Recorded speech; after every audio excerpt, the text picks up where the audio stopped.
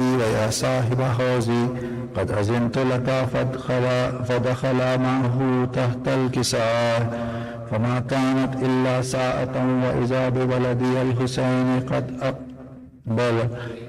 أقبل وقال السلام عليك يا أمه. فقلت وعليك السلام يا ولدي ويا قرة عيني وثمرة فؤادي. فقال لي يا أمه إني أشم عندك رائحة طيبة كأنها رائحة جدي رسول الله. فقلت نعم إن جدك وأخاك تحت الكساء. فدنا الحسين نحو الكساء وقال السلام عليك يا جداه. السلام عليك يا من اختاره الله. أتأذن لي أن أكون معكما تحت الكساء. فقال وعليك السلام يا ولدي ويا شافع أمتي قد أذنت لك. فدخل معهما تحت الكساء فأقبل عند ذلك أبو الحسن علي بن أبي طالب وقال السلام عليك يا بنت رسول الله. فقلت وعليك السلام يا أبا الحسن ويا أمير المؤمنين. فقال يا فاطمة إني أشم عندك رائحة طيبة كأنها رائحة أخي وابن عمي يا رسول الله. فقلت نعم ها هو ما ولديك تحت الكساء. وأقبل علي نحو الكساء وقال السلام عليك يا رسول الله. أتأذن لي أن أكون معكم تحت الكساء. قال له وعليك السلام يا أخي ويا وسي وخليفتي وصاحب اللواء قد أذنت لك. فدخل علي تحت الكساء. صل على محمد وآل محمد. ثم أتيت نحو الكساء وقلت السلام عليك يا أبتاه يا رسول الله. أتأذن لي أن أكون معكم تحت الكساء. وقال وعليك السلام يا بنتي ويا بزأتي قد أذنت لك. فدخلت تحت الكساء فلما اكتملنا جميعا تحت الكساء أخذ أبي رسول الله بطرفي الكساء وقام بيده اليمنى إلى السماء وقال اللهم إن هؤلاء أهل بيتي وخاصتي وعامتي لحمهم لحمي ودمهم دمي يؤلمني ما يؤلمهم ويحزنني ما يحزنهم. أنا حرب لمن حاربهم وسلم لمن سالمهم وعدو لمن عاداهم ومحب لمن أحبهم. إنهم مني وأنا منهم. فاجعل صلواتك وبركاتك ورحمتك وغفرانك ورضوانك علي وعليهم وأذهب عنهم الرجس وطهرهم تطهيرا. محمد وآل محمد. فقال الله عز وجل يا ملائكتي ويا سكان سماواتي إني ما خلقت سماء مبنيا ولا أرضا مدهيا ولا قمرا منيرا ولا شمسا مزيا ولا فلكا يدور ولا بحرا يجري ولا فلكا يسري إلا في محبة هؤلاء الخمسة الذين هم تحت الكساء. فقال الأمين جبرائيل يا رب ومن تحت الكساء. فقال عز وجل هم أهل بيت النبوة ومعدن الرسالة. هم فاطمة وأبوها وبعلها وبنوها. اللهم صل على محمد وآل محمد. فقال جبرائيل يا رب أتأذن لي أن أهبط إلى الأرض لأكون معهم سادسا. فقال الله نعم قد أذنت لك. فهبط الأمين جبرائيل وقال السلام عليك يا رسول الله. العلي الأعلى يقرئك السلام ويخصك بالتحية والإكرام ويقول لك وعزتي وجلالي إني ما خلقت سماء مبنية ولا أرضا مدهية ولا قمرا منيرا ولا شمسا مزيا ولا فلكا يدور ولا بحرا يجري ولا فلكا يسري إلا لأجلكم ومحبتكم وقد أذن لي أن أدخل معكم فهل تأذن لي يا رسول الله؟ فقال رسول الله وعليك السلام يا أمين وحي الله نعم قد أذنت لك. فدخل جبرائيل معنا تحت الكساء فقال لأبي إن الله قد أوحى إليكم يقول إنما يريد الله ليذهب عنكم الرجس أهل البيت ويطهركم تطهيرا. اللهم صل على محمد وآل محمد. فقال علي لأبي يا رسول الله أخبرني ما لجلوسنا هذا تحت الكساء من الفضل عند الله. وقال النبي صلى الله عليه وآله الذي بعثني بالحق نبيا واصطفاني بالرسالة نجيا ما ذكر خبرنا هذا في محفل من محافل أهل الأرض وفيه جمع من شيعتنا ومحبينا إلا ونزلت عليهم الرحمة وحفت بهم الملائكة واستغفرت لهم إلى أن يتفرقوا. قال علي عليه السلام إذا والله فزنا وفاز شيعتنا ورب الكعبة. قال أبي رسول الله صلى الله عليه وآله يا علي والذي بعثني بالحق نبيا واصطفاني بالرسالة نجيا ما ذكر خبرنا هذا في محفل من محافل أهل الأرض فيه جمع من شيعتنا ومحبينا وفيهم مهموم إلا وفرج الله هما ولا مغموم إلا وكشف الله غما ولا طالب حاجة إلا وقضى الله حاجته. فقال علي عليه السلام إذا والله فزنا وسعدنا وكذلك شيعتنا فازوا وسعدوا في الدنيا والآخرة برب الكعبة. اللهم صل على محمد وآل محمد. اللهم صل على محمد وآل محمد. اللهم صل على محمد وآل محمد. بسم الله.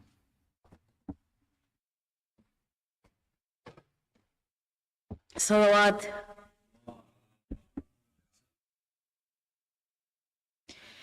سکائے سکینہ عباس عباس سکائے سکینہ عباس عباس زینب کا سہارا عباس عباس سکائے سکینہ عباس عباس گالوں پہ تماچے کاٹی تھی سکینہ رو کے فقط تم کو بلاتی تھی سکینہ آ جاؤ خدا رہا عباس عباس سکائے سکینہ عباس عباس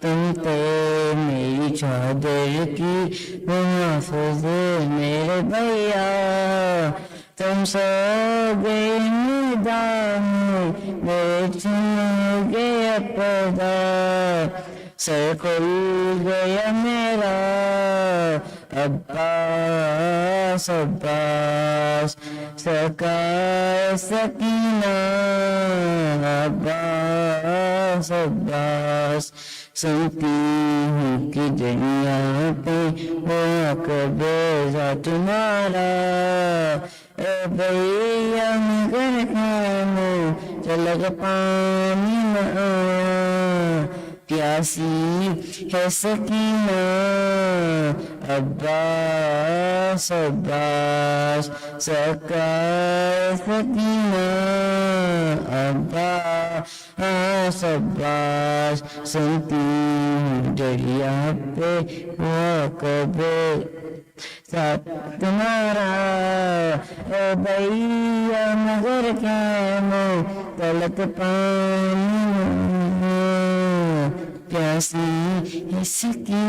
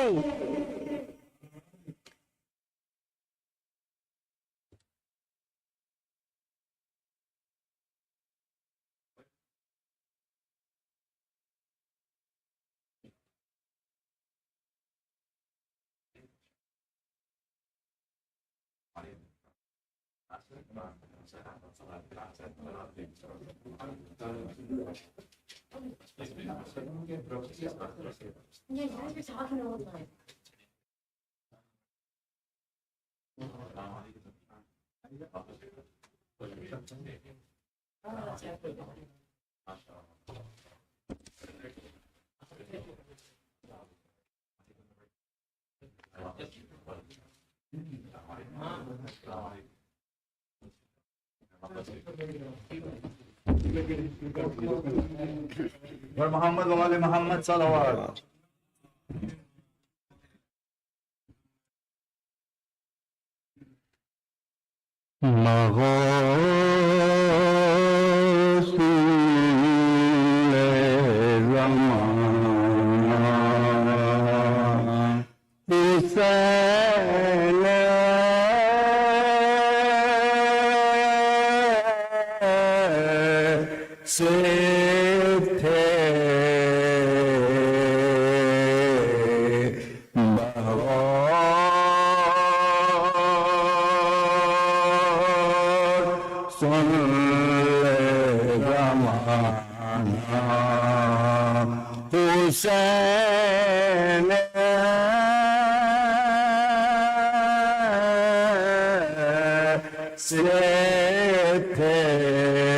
اور بقا فنا کو بنایا حسین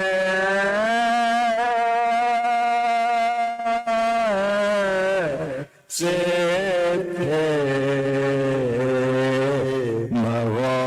مغول کل زمانہ. چھری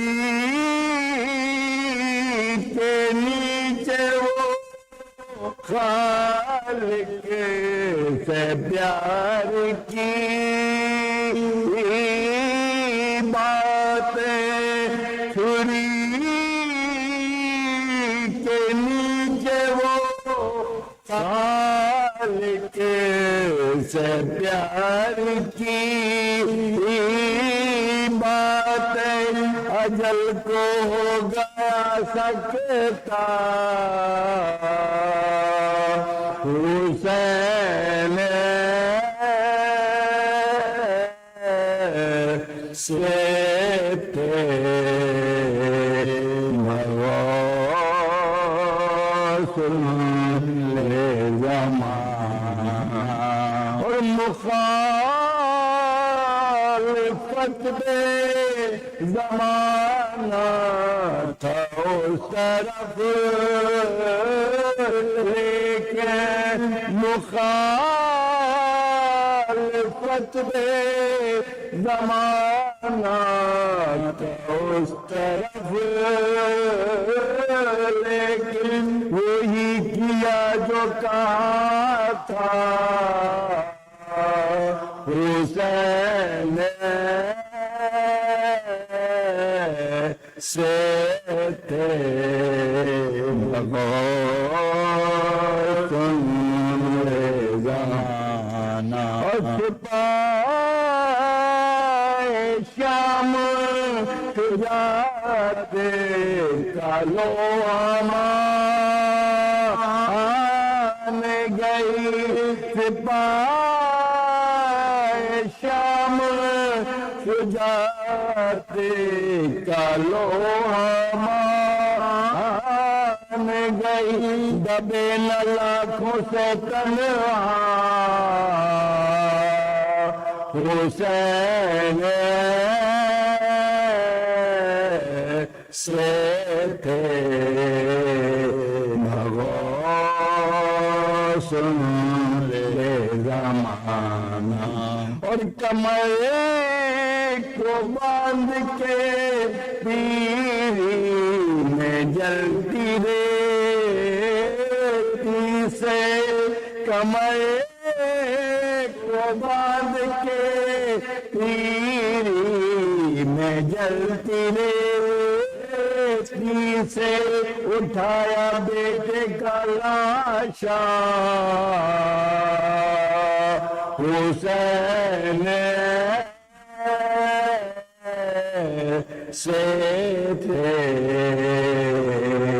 مغور سن لے زمانہ اور ہزار شکر کے سجدے شہید کرتا ہے ہزار شکر کے سجدے شہید کرتا ہے بنایا قطرے کو دریا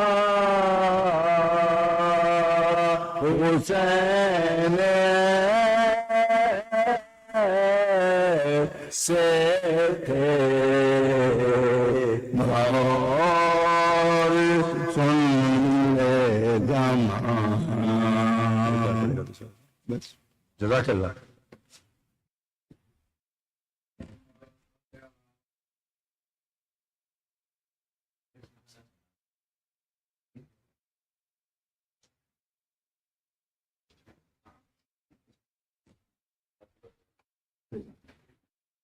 محمد وعلى محمد صلى الله عليه وسلم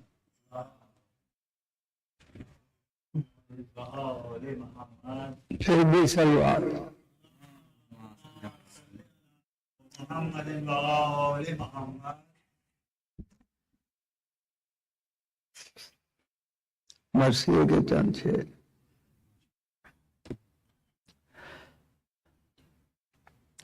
عرش سے مضمون نو مجرعیات ہی رہے ہم سخن دی رساں پر رشک کھاتے ہی رہے غاصبوں نے کی نہ کو تاہی ادارا بارہا غاصبوں نے کی نہ کو تاہی ادارا بارہا ہر ہمیشہ گلشنے جارا میں آتے ہی رہے پھل ہمیشہ گلشنے جارا میں آتے ہی رہے حب حیدر کی سند پر مل گئی جنت مجھے حب حیدر کی سند پر مل گئی جنت مجھے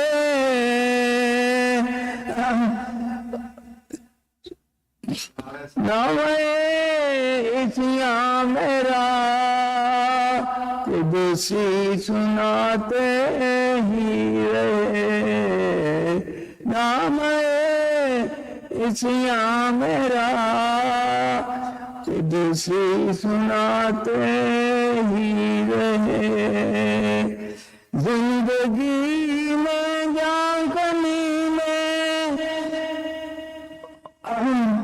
زندگی میں جان کنی میں قبر میں اور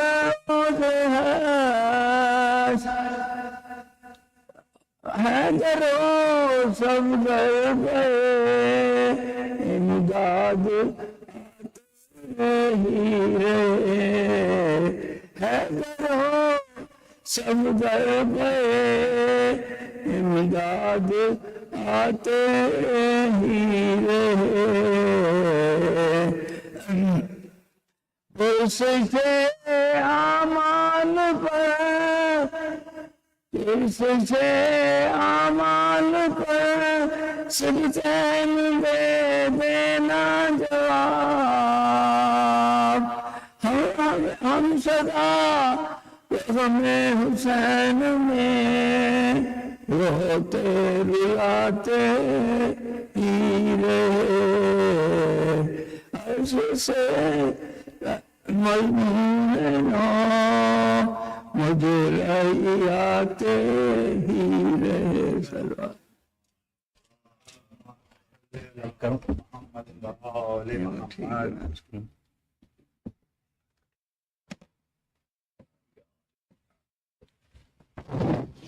اور محمد و آل محمد صلوات.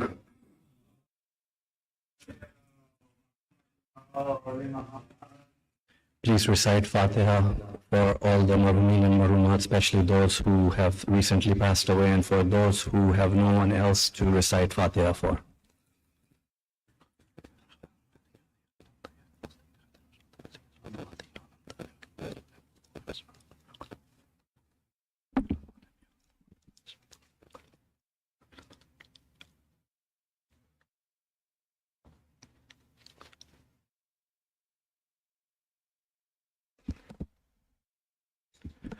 محرم کی شب کے مناسب سے کربلا پہ یہ شاعر کے کچھ چند سلام کے اشعار پیش کر رہا ہوں. یہاں سنبھل کر قدم اٹھانا یہ کربلا ہے یہ کربلا ہے. یہاں سنبھل کر قدم اٹھانا یہ کربلا ہے یہ کربلا ہے. یہ بات ہرگز نہ بھول جانا یہ کربلا ہے یہ کربلا ہے. کربلا کی زمین کی یہ فضیلت ہے. جو وہ آج موجود ہے وہاں اور جو لوگ زیارت جا رہے ہیں اور اللہ ہم سب کو نصیب کرے عاشورہ پورا کرائے وہاں. لیکن وہاں کا یہ تصور ہے جو بھی وہاں ہوتا ہے آج یا اگلے پورا اشرا یہ کیفیت ہے وہاں کی یہ ادب ہے وہاں کا جو میں پیش کر رہا ہوں. جہان قبر و رضا یہی ہے خدائے قبر و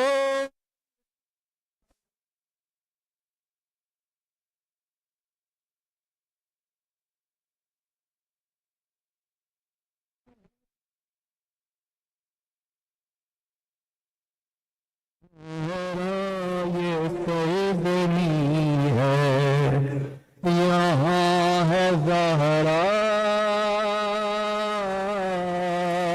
کا نہ جانا یہ کربلا ہے یہ کربلا ہے. یہاں سنبھل کر قدم اٹھانا یہ کربلا ہے یہ کربلا ہے. دعائیں دیں گے حسین تم کو یہاں پہ آنسو اگر بہائے یہاں پہ بیٹی نے بے وطن کی ستم گروں سے تماچے کھائے یہاں پہ خوشیوں کو بھول جانا یہ کربلا ہے یہ کربلا ہے. یہاں سن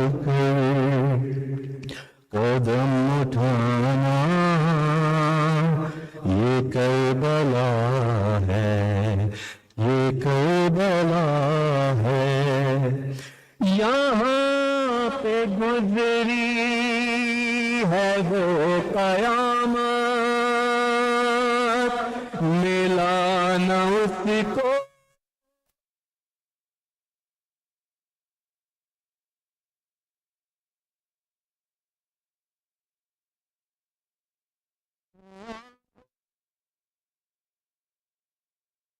عہد میں روتا ہے خون اب تک یہاں پہ ہرگز نہ مسکرانا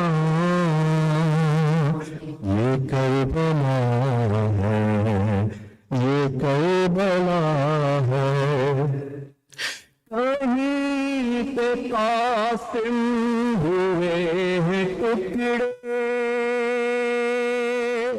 کہیں پہ سے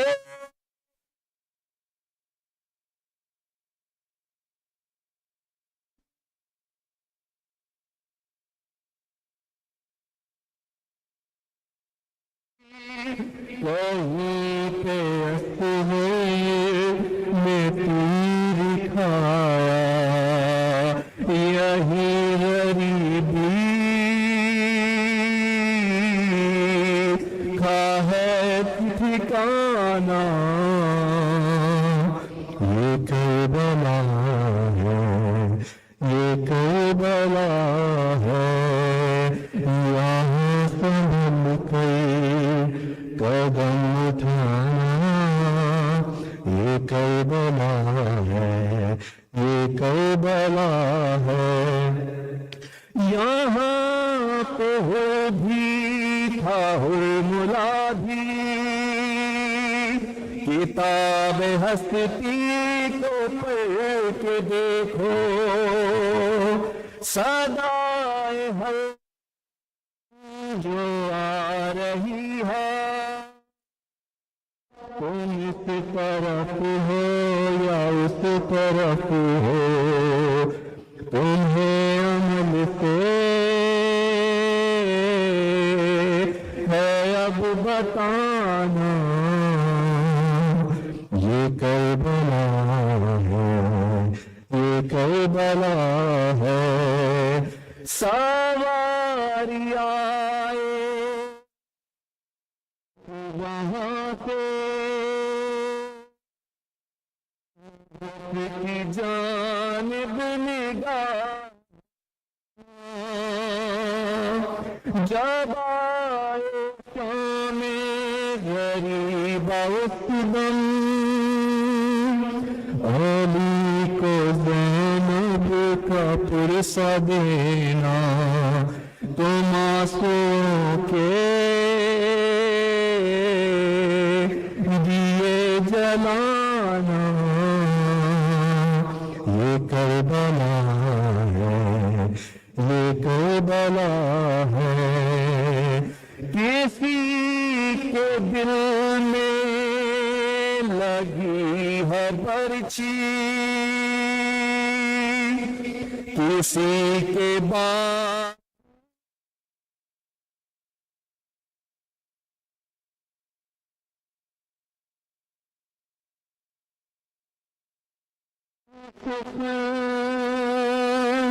لہو میں ڈوبے ہیں اس زمین پر لوٹا ہے سادات کا گھرانہ یہ کربلا ہے یہ کربلا ہے راہ جہاں میں جا کے حسین والے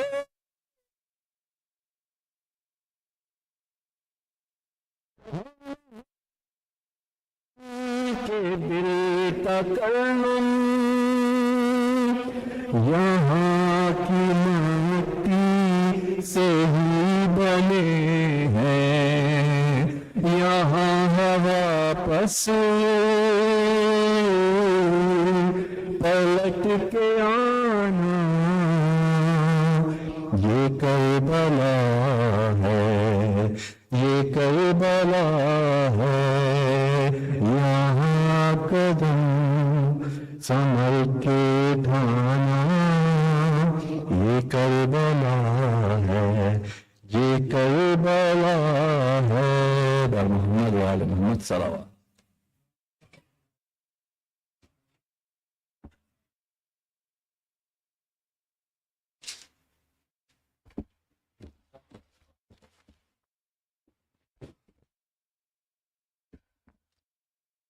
سلام کے چند شعر ہیں، کلام ہے محمد احمد نقوی صاحب کا، میرے دوست، میرے بھائی، ان کی طبیعت کچھ ناساز ہے آج کل، ایک ان کی سلامتی کے لیے، ان کی صحت کے لیے ایک آواز بلند درود پڑھ دیں۔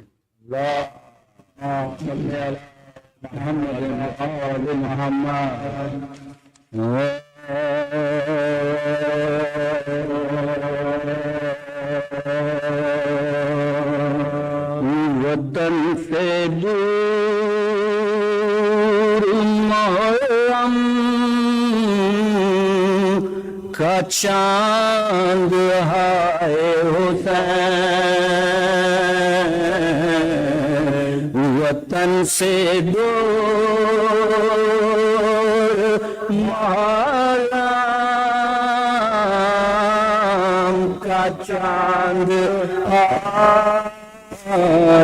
حسین،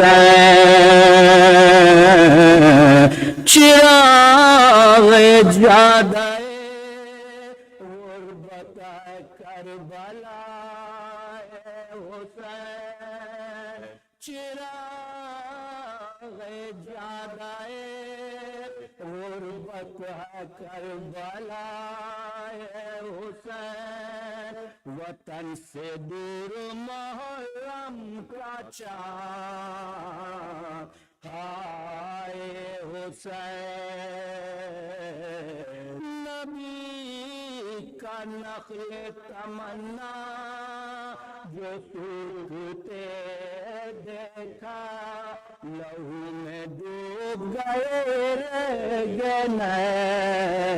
نوائے حسین، وطن سے دور محرم کا چاند ہائے حسین، گواہ ہے شاہد ہے نعرہ تکبیر، فضا میں آج بھی موجود ہے صدائے حسین، فضا میں آج بھی موجود ہے صدائے حسین، وہ اس طرح کے عمل ہو یا ان کا مقصد ہو، ہر ایک گام پہ زینب ہے ہم نوائے حسین، ہر ایک گام پہ زینب ہے نوائے حسین، وطن سے دور غموں کا بوجھ تھا اتنا کہ جو گئے تھے کمر، غموں کا بوجھ تھا اتنا کہ جو گئے تھے کمر، پسر کی لاش کو مقتل سے لا نہ پائے حسین، پسر کی لاش کو مقتل سے لا نہ پائے حسین، رباب ہیں درے خیمہ پہ منتظر اب تک، رباب ہیں درے خیمہ پہ منتظر اب تک، بتاؤ لاشائے اصغر کا چھپائے اسے بتاؤ لاشائے اصغر کہاں چھپائے اسے اٹھا کے گود میں عباس نے سوار کیا لگا کے سینے سے قاسم کی لاش لائے حسین لگا کے سینے سے قاسم کی لاش لائے حسین بتاؤ ذرا اٹھ کے بھائی کو عباس اٹھائے لاش یا مشکو علام اٹھائے حسین اٹھائے لاش کے مشکو علام اٹھائے حسین نکل کے آ گئی خیمے سے وارث سپاہ شام میں جس دم نظر نہ آئے حسین سپاہ شام میں جس دم نظر نہ آئے حسین جدھر سے دیکھا وقت تیرے نظر آئے قریب سے بھی نہ آئے نظر کب آئے حسین وطن سے دور محرم کا چاند آئے حسین انہی کے خون سے ملی ہے یہ زندگی نقوے ہماری جان و زر و مال سب فدائے حسین ہماری جان و زر و مال سب فدائے حسین وطن سے دور محرم کا چاند ہائے حسین وطن سے دور درود بر محمد و آل محمد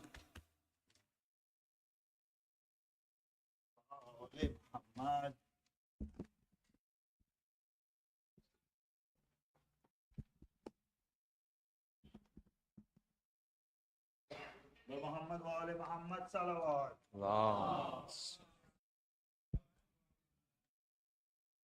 Assalamu alaikum from Zanabia nonprofit. We are honored this year for the Muharram to have our speaker visiting here, Maulana Sayyid Ali Qazwini. He was born in Michigan, and he was an active youth in the city of Dearborn, which is the largest population of Shia Muslims in the United States. He's an active member of the Muslim Youth Connection and has long been concerned with advancing the interests of the youth in the West. With that being said, inshallah, later in this week, we'll be announcing a youth program that Maulana is going to be hosting. So please make sure that you're signed up on the Zanabia WhatsApp community so we can send the details for that program, which will be very insightful and engaging, inshallah, for the youth. So we're honored to have him available to help with the youth concerns and have that program, inshallah. And also for the young at heart, the adults here, we will also be having a question and answer session later in the week as well, and we'll be announcing that as well. That'll occur probably after one of the programs, inshallah, one evening, but we will announce that as well. So just please make sure you're signed up on the Zanabia community page. So Maulana, he's born to a family renowned for its piety and knowledge in a house of virtue and nobility akin to that of his honored ancestors. He is the son of Sayyid Hassan al-Qazwini and the grandson of Ayatollah Sayyid Murtaza al-Qazwini. who left holy Karbala to spread the call of the Ahl Bayt in the United States. And with their efforts, I would ask that we give a loud salawat, please. Muhammad.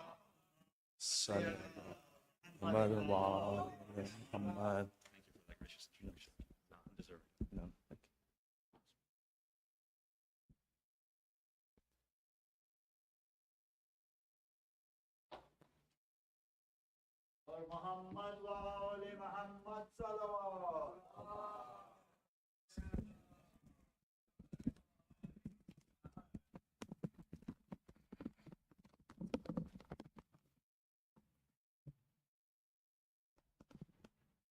Thank you very much.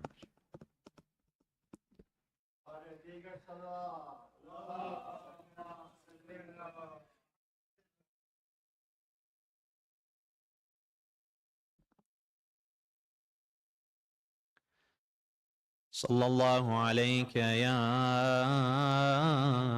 رسول الله صلى الله عليك وعلى أهل بيتك المظلومين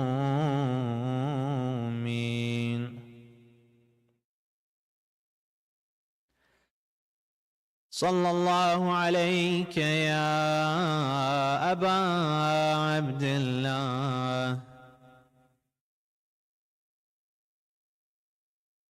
صلى الله عليك وعلى روحك وبدنك الطاهرة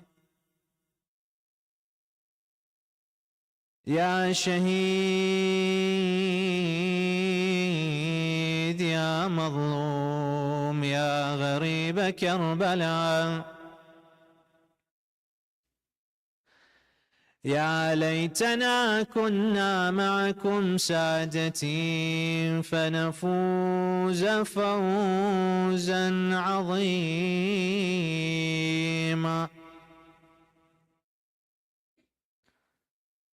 أما بعد فقال الله تعالى في كتابه الكريم أعوذ بالله من الشيطان الرجيم بسم الله الرحمن الرحيم ولنبلونكم بشيء من الخوف والجوع ونقص من الأموال والأنفس والثمرات وبشر الصابرين الذين إذا أصابتهم مصيبة قالوا إنا لله وإنا إليه راجعون. Respected brothers and sisters, please illuminate your hearts and minds and this majlis with a loud salawat ala Muhammad wa ali Muhammad.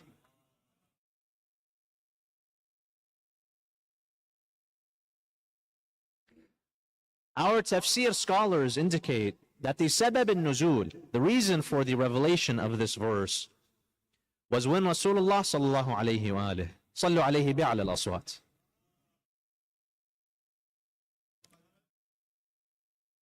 Was in Medina, in the holy prophetic mosque, and with a heavy heart he announced to the community the shahada, the martyrdom of the brother of Amir al-Mu'mineen Ali ibn Abi Talib, Ja'far al-Tayyar. As he was announcing, right afterwards, who walks into the mosque? None other than Asadullah, Amir al-Mu'mineen, sallu alayhi bi'ala al-aswat.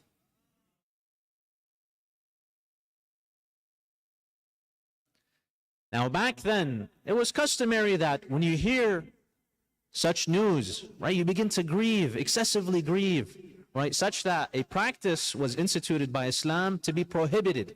Some of the Arabs at the time, when they would hear of the passing of a relative, they would start shredding their clothes, such that, with the exception of such figures like Imam al-Hussein, this practice on our loved ones is prohibited. So they were anticipating, how is the Imam going to react to the martyrdom, the passing of his brother, Ja'far? Now once the Prophet repeats the news to Amir al-Mu'mineen, how does he respond? He responds by saying, Inna lillah wa inna ilayhi raji'un. Verily, to Allah we belong, and to Allah we will return. You find, subhanAllah, despite the enormous challenges Amir al-Mu'mineen faced, being the frontline soldier of Rasulullah since day number one, and being the first Muslim, his first companion, he faced numerous tragedy upon trials and tribulations. And yet, in the face of all this adversity, all these obstacles, Amir al-Mu'mineen was resilient. Inshallah, tonight we will discuss from the prophetic mission how Rasulullah and the holy Imams teach us to build our resilience and our strength. There's a quote by the famous author Robert II.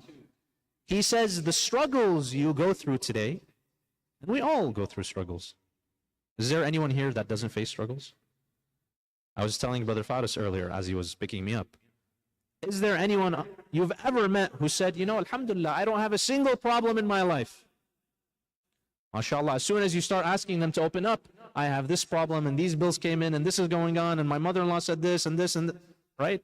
It's never ending. Everyone goes through problems. But what does he say? Robert says, the struggles you're going through today are developing the strengths you will use tomorrow. Allah subhanahu wa ta'ala, if you look at the system that He's placed for this earth, what kind of system is it? Some might say, why do we go through adversity? Why do we have to face so many challenges? Why are there people who suffer? Well, if you look at the Holy Quran, what does the Quran say? وَلَنَبْلُوَنَّكُمْ بِشَيْءٍ مِّنَ الْخَوْفِ وَالْجُوعِ. Verily, Allah swears that He will try and trouble humankind with what? With fear, with hunger, with tribulations, with your money, your wealth, your children. Life is what? It's a life of test. If you understand that the philosophy of life is simply a bridge to cross from one dunya, which is low, to an akhirah, which is high, you understand that there must be trials and tribulations. That's the point of life. In fact, these trials and tribulations, the same way when you go to the gym and you work out, you develop these micro tears in your muscles, right? It hurts, you're sore. But then what? You start developing bigger and bigger muscles. The same way when your soul goes through challenges, you're forced to become patient, you're forced to become more generous, you're forced to become all the virtues embodied within the Islamic framework. Your soul begins to elevate higher levels. It's called tajalli and takhalli, right? If you study Arfan, there are traits that weigh you down, the vices, lying, cheating, right? Some people love spreading fitna.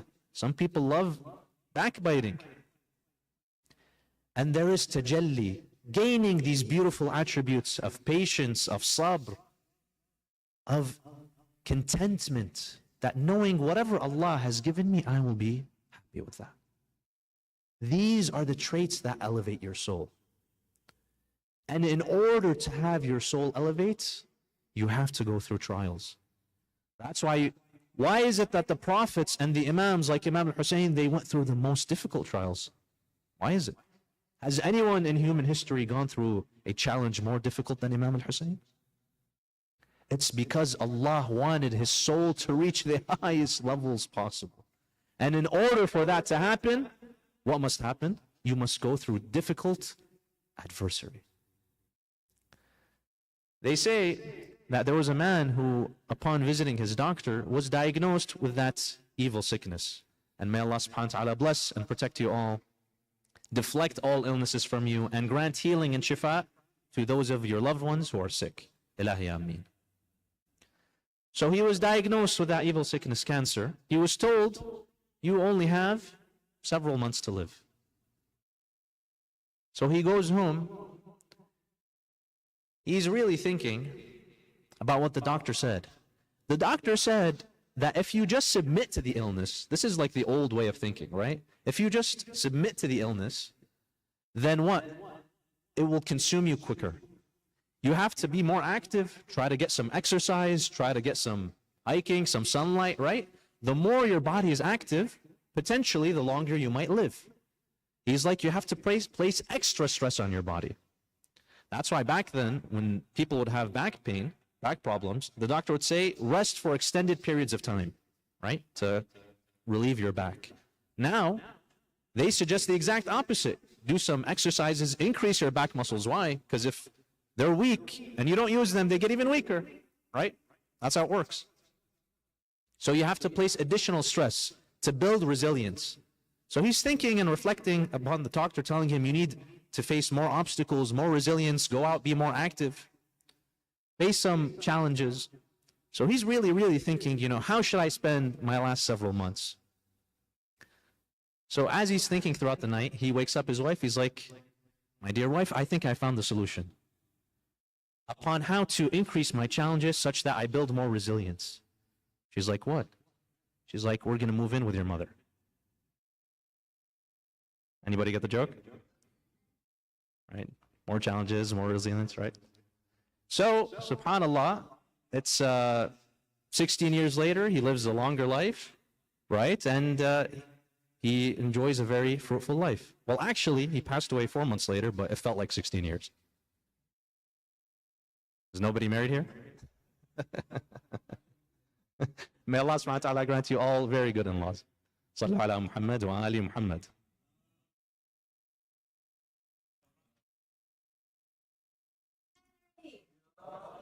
MashaAllah.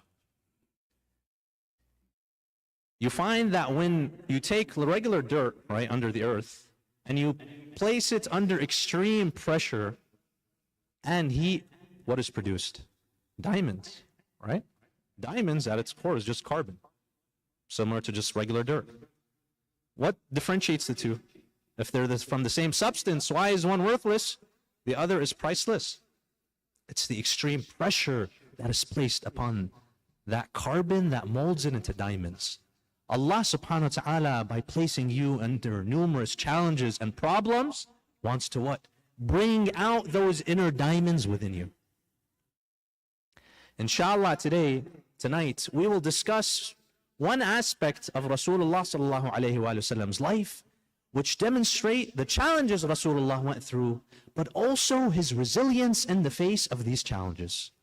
Many of you know that in the 13th year of the Ba'tha, revelation, Rasulullah sallallahu alayhi wa sallam made the decision to move to Yathrib, which was later renamed Madinat al-Rasul sallallahu alayhi wa sallam, Al-Madinah. May Allah subhanahu wa ta'ala grant us all the ziyarah of Umrah and Hajj, such that we may visit our beloved Prophet and our beloved Imams.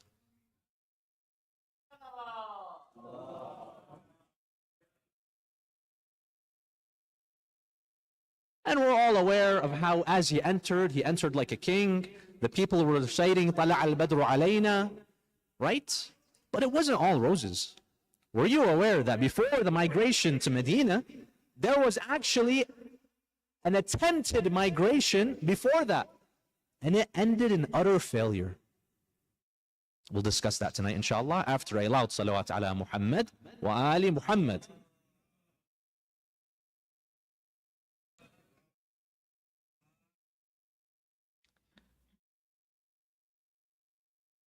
"90 kilometers from the city of Mecca lies the city of Ta'if. At the time of Rasulullah, this was more of a resort city. It's not too far, 3 or 4 days distance by then standards, from Mecca. It's a highly elevated city, over 6,000 feet in elevation. Now what that means is that its weather is much milder than the very hot, arid climate of Mecca.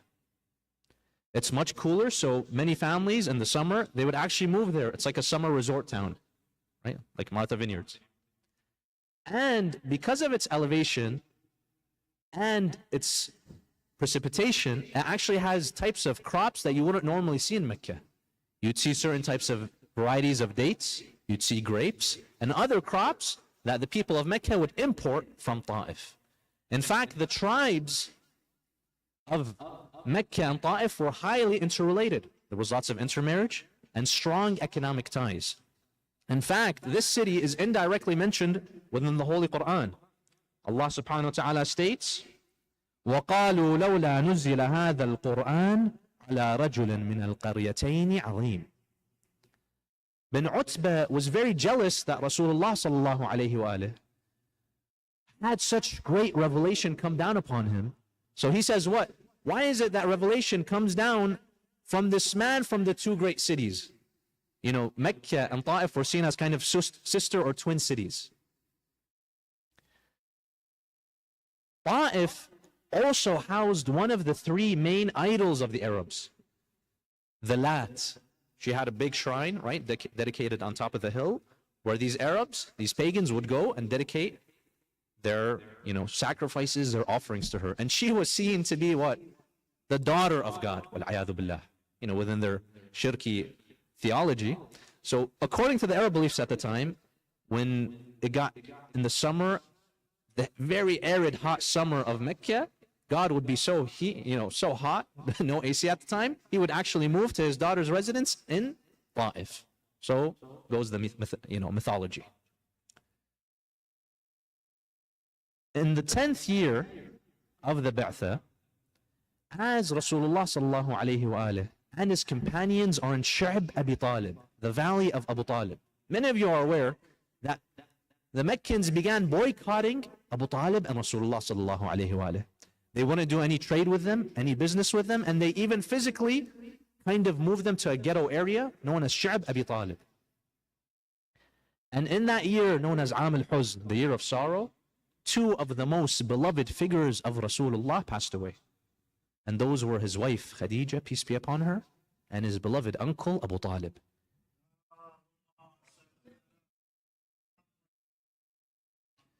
The two pillars who would protect him, one emotionally and financially, and the other physically, were gone within a year. His uncle, Abu Lahab, may Allah curse him, he initially, just out of pity for his nephew, offered him protection. No one is allowed to kill my nephew. But then the other cursed enemy of Allah, Abu Jahl, he came and he started whispering. He's like, what do you mean?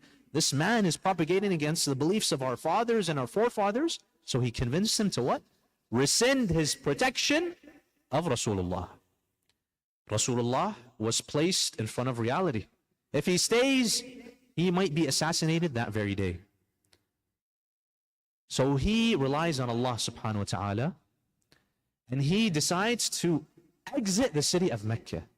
However, it's not just blind faith, right? Because in Islam, we believe you have to par faith with intellect. So he had a plan. He got a camel, and it said he decided to head towards Ta'if. Now the hadith mentioned there was one companion with him, and there are two accounts of who that individual was.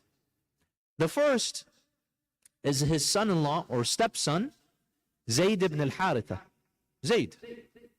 The second account of who followed him, and we'll discuss in a minute why the second account is not likely, is his cousin Ali ibn Abi Talib. He sets course on his camel, 3/4 day journey, and he heads to Ta'if. Now, he's basically like someone seeking refuge, right? He's a refugee, fleeing his city. He goes and he enters Ta'if.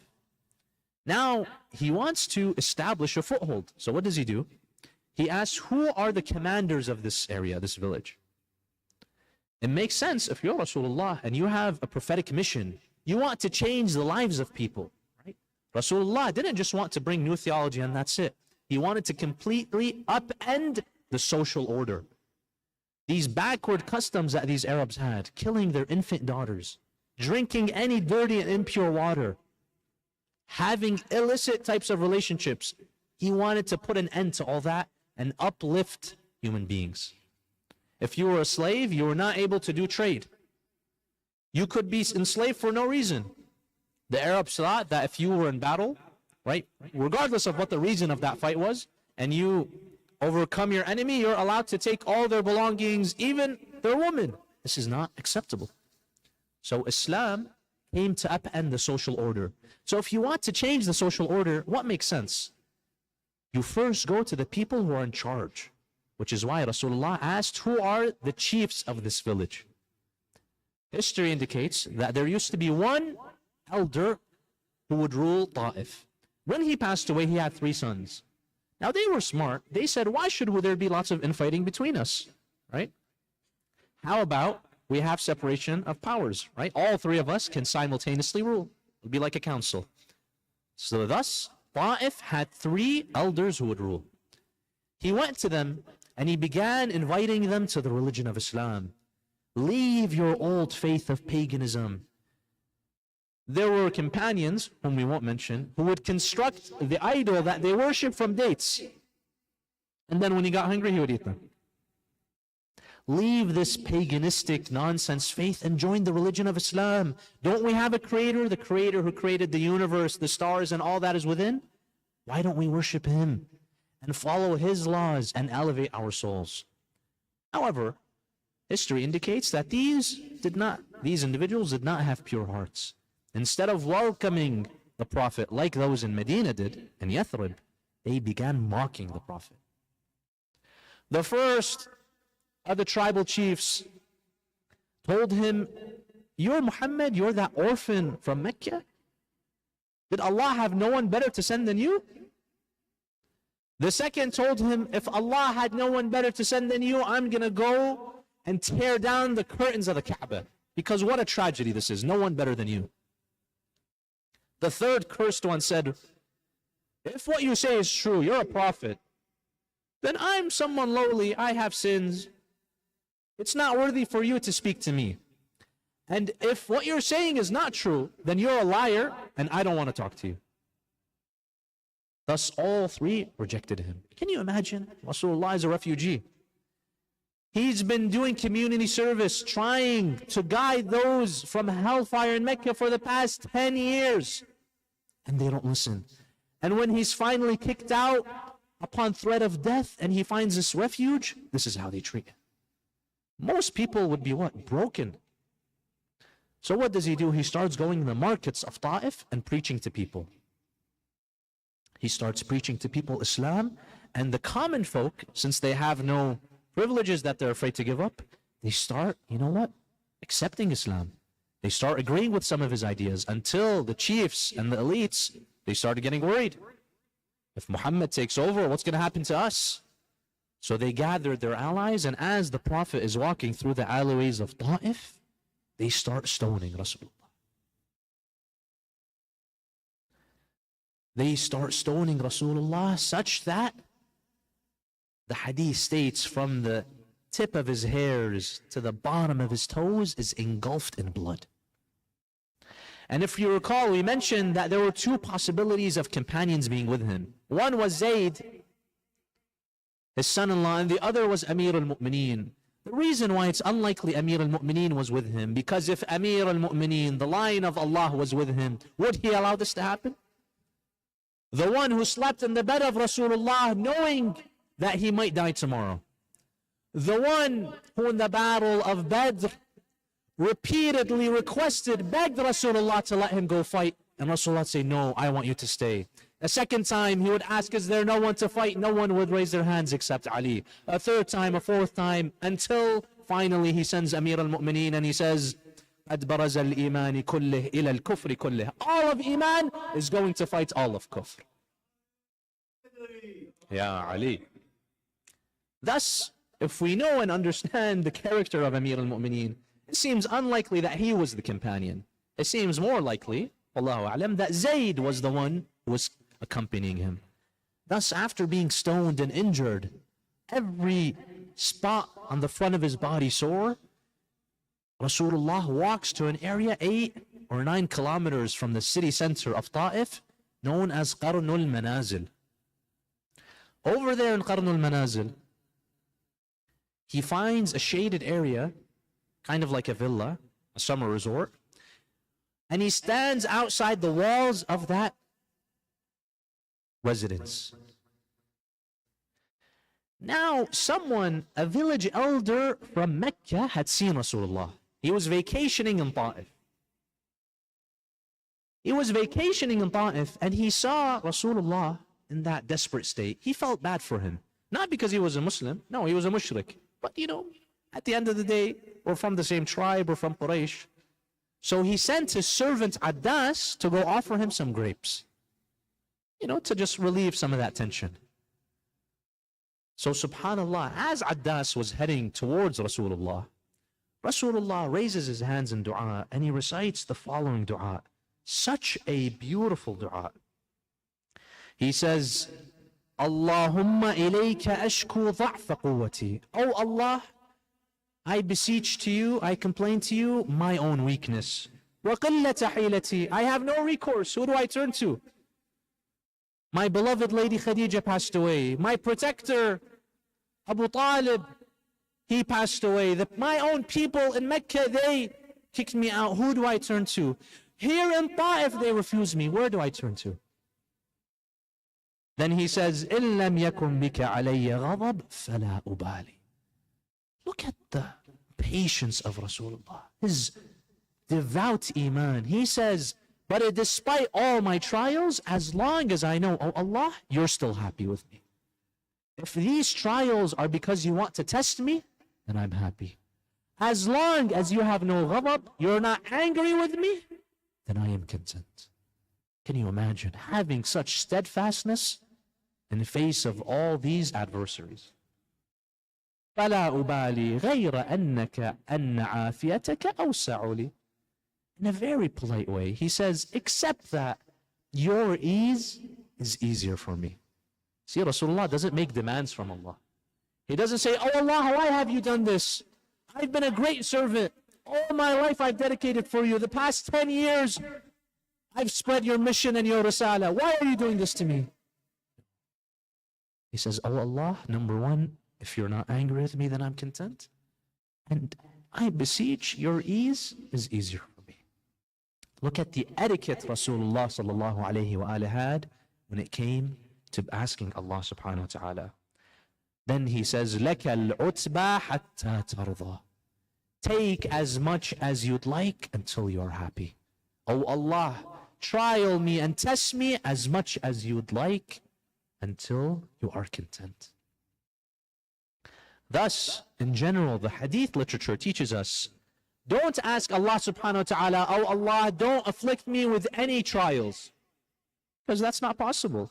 The Quran directly states that the purpose of life is what? The purpose of life is to be tested. Ask Allah subhanahu wa ta'ala for His ease.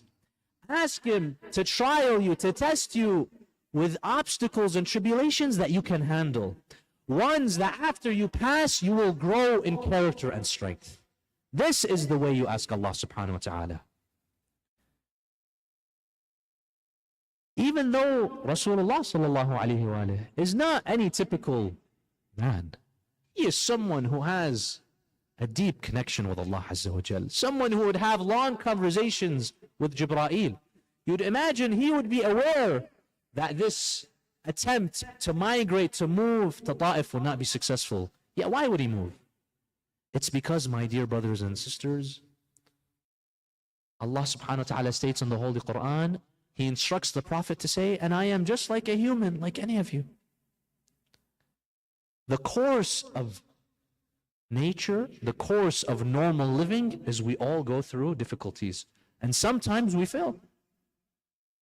Do you know anyone who has a 100% success rate? Nobody. We all fail, but the difference is when we fail, do we stay down? Or do we ask Allah subhanahu wa ta'ala to give us the strength to continue until we succeed? Inna ma'al usri yusra. Verily, with hardship comes ease. As soon as Rasulullah brings his hand down, he completes his dua, Addas comes with these sweet, beautiful grapes right in front of him. Right? Grapes are one of the sweetest fruits, right? They're very soothing. SubhanAllah. It's as if Allah did not want to wait for Rasulullah's hands to come down to answer his dua. So he looks at Addas. Addas, he says salam to Rasulullah. Rasulullah responds with salam. He tells him, what's your name? He says, Addas. He says, oh Addas, where are you from? He says, I am from Nineveh. He was a servant who worked for the Arab man who came originally from Nineveh, northern Iraq. Rasulullah says, Nineveh? That's the city of my brother Jonah. Addas was a Christian. He was confused. How does this Arab man know about Jonah? He is like, to my knowledge, none of these Arabs know about the Bible, the Torah. So he asks him, he's like, how do you know about Jonah? He says, Jonah is my brother. We are both prophets. This man was amazed. He began to ask Rasulullah for more information about this religion that he has to offer. And the hadith says, there and then Addas took the oath of Islam. Ashhadu an la ilaha illallah wa ashhadu annaka Rasulullah. Subhanallah. Right upon Rasulullah lowering his hands, not only do those grapes come, he gets one supporter. It's as if Allah Azza wa Jal is telling him, you will not be alone.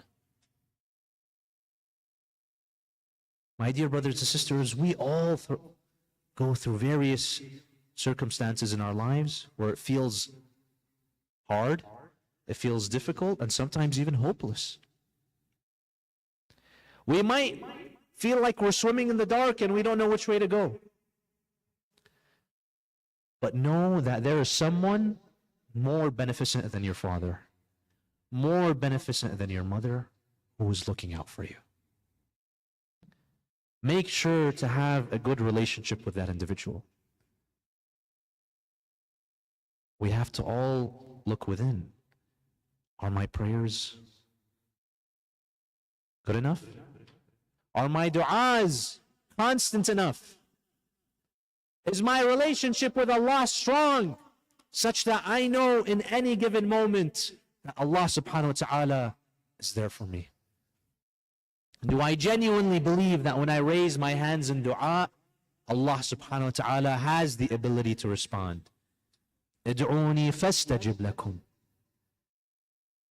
Call upon me, I will respond. In another verse, Allah subhanahu wa ta'ala states, I am closer to you than your own jugular vein. Thus you find Rasulullah sallallahu alayhi wa sallam, he begins heading back to Mecca. He's very heartbroken, right? He's very destitute. He's in a very difficult circumstance. Not only did that mission, that migration to Ta'if not work out, now he has to go back to Mecca. But subhanallah, Jibreel comes down to him on the way back. And it's said that Jibreel came down to him in his true form. Oftentimes, Jibreel would appear to him as a human being. In very select circumstances, he would appear in his real original form, such that the hadith states, Rasulullah would look towards the east, he would see Jibreel. He would look towards the west, he would see Jibreel encompassing all the skies. He tells him, Oh Rasulullah, would you like for me with my hand to take Ta'if and flip it over? And take away everyone and everything that lived within for how they've treated you. See, Rasulullah was not genuinely weak.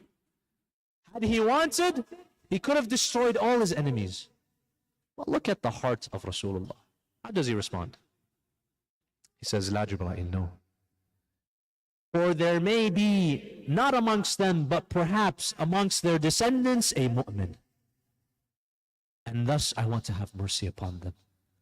Rasulullah did not only have mercy with the people he would see, he would have mercy with people he never even met.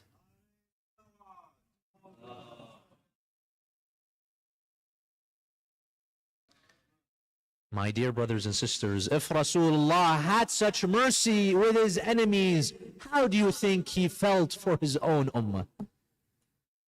How do you think Rasulullah sallallahu alayhi wa sallam would pray for his own Muslims, his own companions?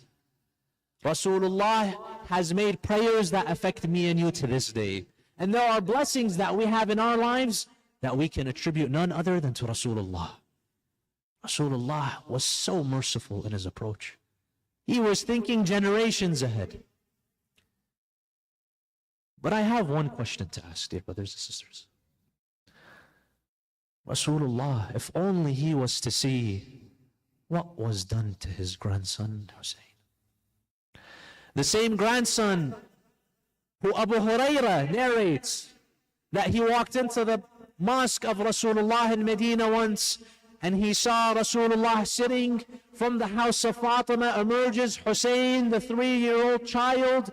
He's running towards his grandfather. He stumbles and falls. Rasulullah gets up. He starts running towards his grandson and he starts hugging him, kissing him, and all the companions begin crying. How would Rasulullah react if he was to see how his own companions treated him on the 10th of Ashura? How they treated not only his grandson, but his entire progeny, all his descendants. Did they react with the same mercy he had towards them? Rasulullah and his lineage, they might have been merciful, they might have forgiven, but they will not forget. And thus, 14 centuries later, we still recall the tragedies of Abu Abdullah. Once, the great-grandson of Rasulullah, Al-Imam al-Sadiq, peace be upon him. Allahumma salli ala Muhammad. One report states that in a tragic accident, a fire began overtaking the entire house of Imam al-Sadiq. And many historic artifacts belonging to his father, his forefathers, were burned inside. Now, as he was standing outside, seeing his sons, his daughters, his granddaughters running, a companion saw Imam al-Sadiq begin to cry. He told him, "Ruhi laka fida," may my life be ransom for you, my master. Why are you crying? Us Shia will gather the funds, we'll ensure your house for you. Any items, anything you had inside, we'll purchase it for you. Don't cry, my dear master. Was Imam al-Sadiq crying for the house? Was he crying for the items inside the house? He says, "Oh, my companion, you're mistaken. I'm crying because as I see my daughters and my granddaughters run from the fires, I recall my grandfather. Hussein and the women were running from tent to tent, their feet grinding on the thorns in the desert." My dear brothers and sisters, on a night like this, we commemorate the family and the companions of Abu Abdullah. As Imam al-Hussein, peace be upon him, was making way towards Kufa, on the way prior to stopping in Karbala, he sees a caravan. He sends an emissary to go ask, who does this caravan belong to? They come back and tell him it's belonging to the renowned warrior of Kufa, the companion known as Zuhair ibn al-Qayn. Now, prior to this day, Zuhair had not the most honorable positions. He was a known supporter of the third caliph, and he was not on very good terms with Amir al-Mu'mineen and his children. Thus, Imam al-Hussein sent a messenger to him, asking him, inviting him to his caravan, which would head to Kufa. At first, Zuhair ibn al-Qayn told the messenger, "Go away, I don't want to hear this."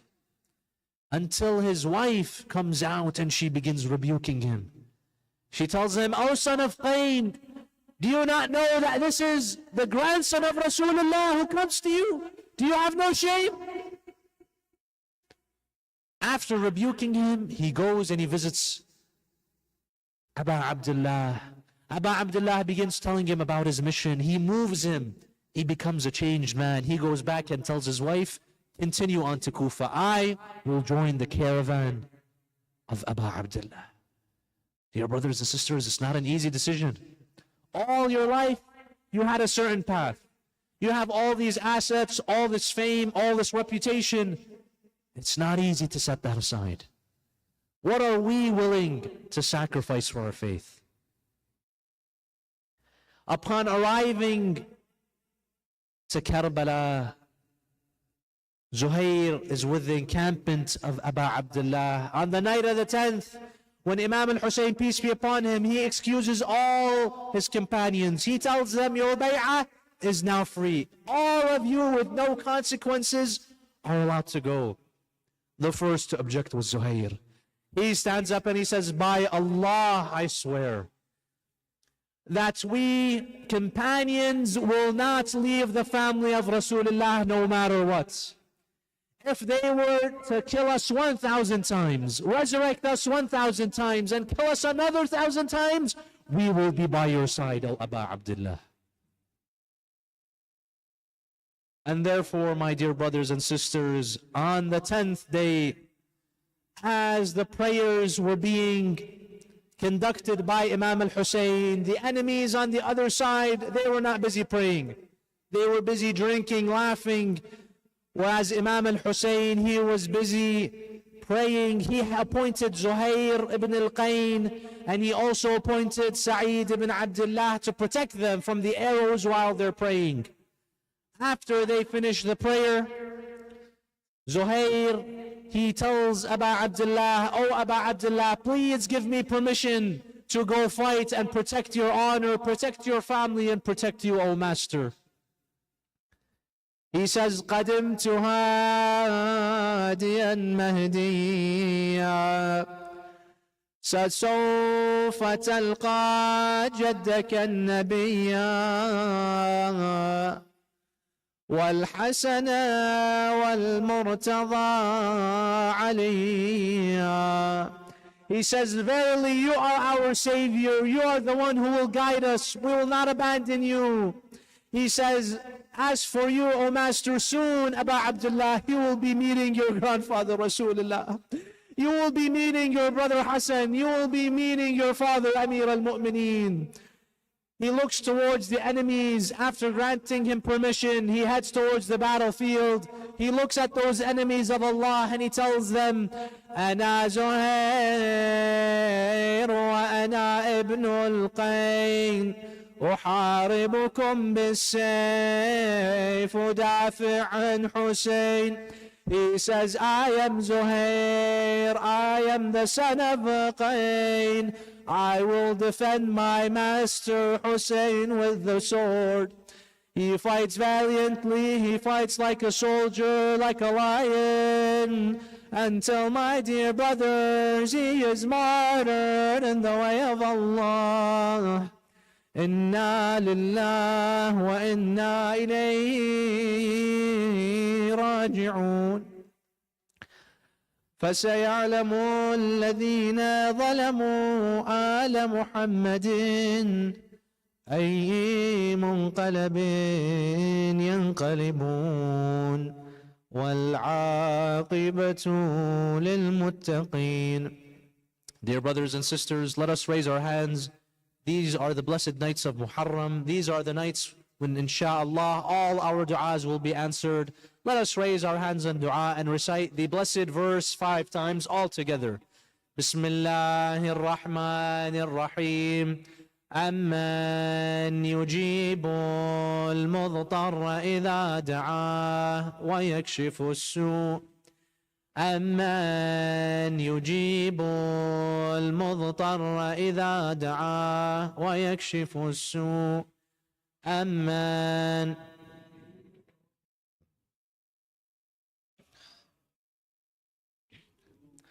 أمن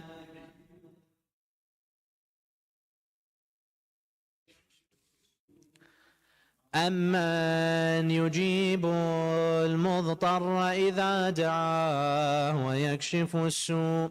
Oh Allah, we ask you to grant us our hajat.